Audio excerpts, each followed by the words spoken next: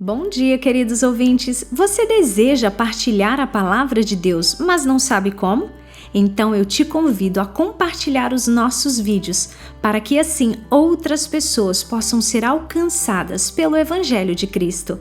Dia 23, nosso tema: oração e evangelismo. A palavra de Deus ensina que a oração é necessária para que o indivíduo e a igreja sintam um reavivamento. Não tornarás a vivificar-nos para que o teu povo se alegre em ti?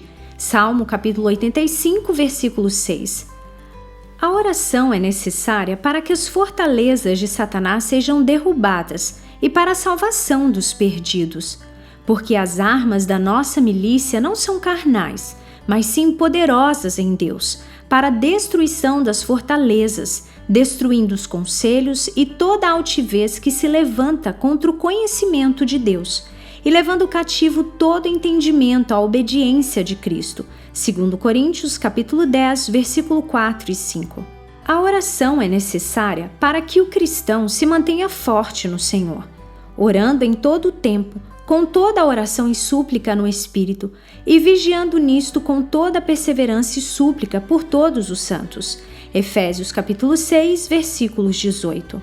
Acho incrível que a oração, que parece tão impotente e significante para a pessoa natural, seja tão necessária e poderosa para a pessoa espiritual. Por que é que a oração é tão importante e necessária na obra de Deus? Aqueles que nós sabemos que estão fora de Cristo e vivem sob o poder de Satanás estão numa posição muito perigosa. O seu destino eterno está em perigo se não mudarem. No entanto, por eles próprios não conseguem mudar.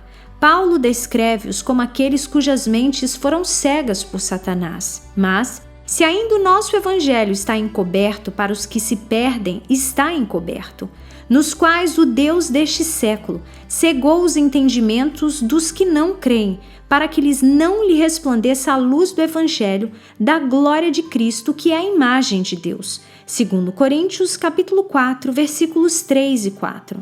Os perdidos estão cegos para o evangelho, porque está encoberto da sua vista. A palavra traduzida por encoberto é a palavra grega kalupsis, que se refere a um véu. A chave para salvar os perdidos é remover este véu que os deixa cegos. Ao acrescentar o sufixo apo à palavra grega que significa véu, a palavra passa a ser apocalipse ou revelação. Assim, os perdidos precisam da revelação ou de desvendar a verdade de Deus. Os perdidos não precisam de mais informação. Eles precisam de desvendar a sua compreensão para que consigam ver a verdade do Evangelho. Então, uma pergunta importante é: como pode acontecer esta revelação na vida dos perdidos? A oração intercessória removerá da mente do descrente o véu que está a causar a cegueira espiritual. Satanás tem falsas imaginações ou falsos pensamentos e fortalezas bem estabelecidos na mente dos perdidos. As boas novas são que Deus deu aos cristãos autoridade para derrubarem as fortalezas de Satanás e levarem cativo todo entendimento à obediência de Cristo. 2 Coríntios capítulo 10, versículo 4 e 5. Estes dois versículos são muito importantes no que toca a compreender o lugar da oração intercessória em favor dos perdidos.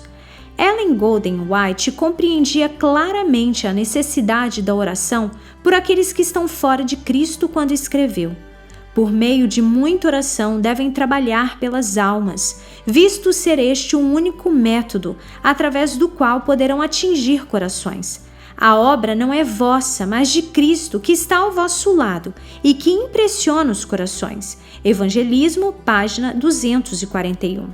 O livro The Praying Church Sourcebook, o Guia da Igreja que Ora, fornece a seguinte lista sobre qual era a vontade de Deus para aqueles que não estão salvos.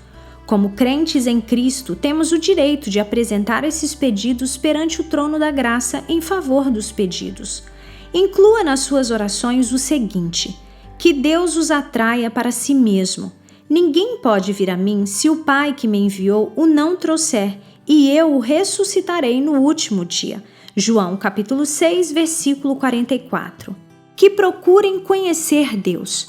para que buscassem ao Senhor, se porventura tateando o pudessem achar, ainda que não está longe de cada um de nós. Atos capítulo 17, versículo 27.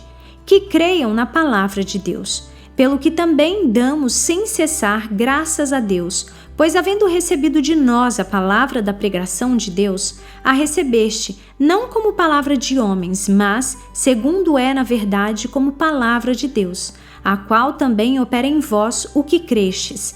1 Tessalonicenses capítulo 2, versículo 13. Que Satanás seja impedido de cegá-los para a verdade e as suas influências sobre a vida deles sejam derrubadas. 2 Coríntios capítulo 4, versículo 4, capítulo 10, versículo 4 e 5, citado atrás.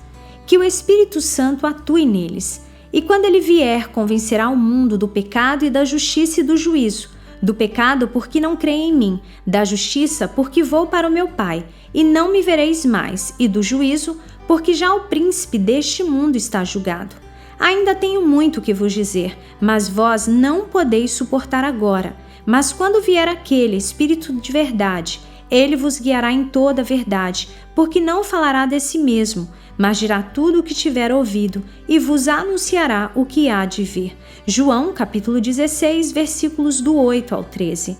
Que abandonem o pecado. Arrependei-vos, pois, e convertei-vos, para que sejam apagados os vossos pecados, e venham assim os tempos de refrigério pela presença do Senhor. Atos capítulo 3, versículo 19. Que creiam em Cristo como Salvador. Mas a todos quantos o receberam, deu-lhes o poder de serem feitos filhos de Deus, aos que creem no seu nome. João capítulo 1, versículo 12. Que obedeçam a Cristo como Senhor. Nem todo o que me diz Senhor, Senhor entrará no reino dos céus, mas aquele que faz a vontade do meu Pai que está nos céus. Mateus capítulo 7, versículo 21. Que se firmem e cresçam em Cristo. Como, pois, recebestes o Senhor Jesus Cristo, assim também andai nele, arraigados e sobreedificados nele, e confirmados na fé, assim como fostes ensinados, abundando em ação de graças. Colossenses capítulo 2, versículos 6 e 7. Queridos ouvintes, que hoje vocês possam refletir no que está escrito em Salmo capítulo 90, versículo 17. E seja sobre nós a graça do Senhor nosso Deus. Confirma sobre nós a obra das nossas mãos. Sim, confirma a obra das nossas mãos. Soberano Deus, que o teu caráter possa ser visto na nossa vida.